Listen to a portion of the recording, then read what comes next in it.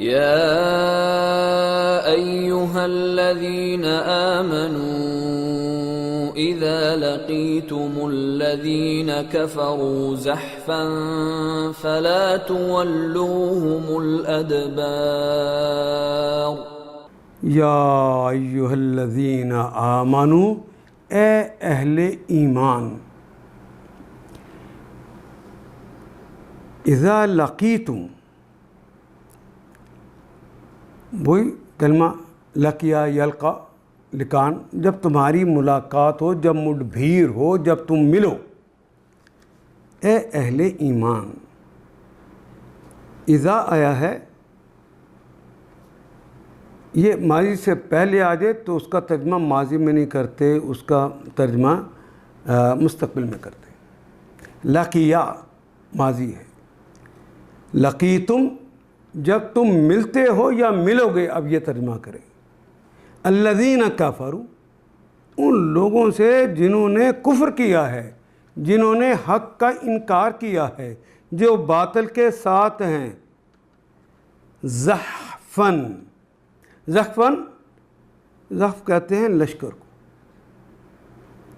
دو زبریں لگا کر ایک الف کا اضافہ ہے، جبکہ وہ حالت لشکر میں ہوں، یعنی لڑنے کے لیے تمہارے ساتھ آئے ہوں۔ فلا تولوا، یعنی عام حالات میں یہ نہیں ہے، لیکن جب وہ لڑنے کے لیے آ جائے۔ فلا تولوہم، تو پھر نہ پھیرو، ولا یولو، تولو تم نہ پھیرو، الادبار، تو ان کے لیے اپنی پیٹھوں کو نہ پھیرو، یعنی پھر منہ دوسرے رخ کر کے وہاں سے بھاگو مت۔ اے اہل ایمان، جب تم ایک لشکر کی صورت میں کفار سے دو چار ہو تو ان کے مقابلے پہ پیٹھ نہ پھیرو۔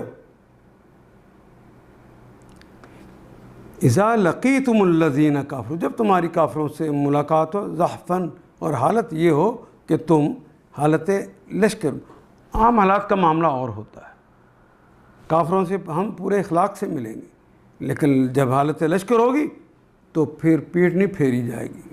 ان آیات کو ایک دفعہ پھر تلاوت خود کیجیے، عربی و مبین پڑھتے ہوئے دیکھیے، کیا بات پوری اندر اتر رہی ہے؟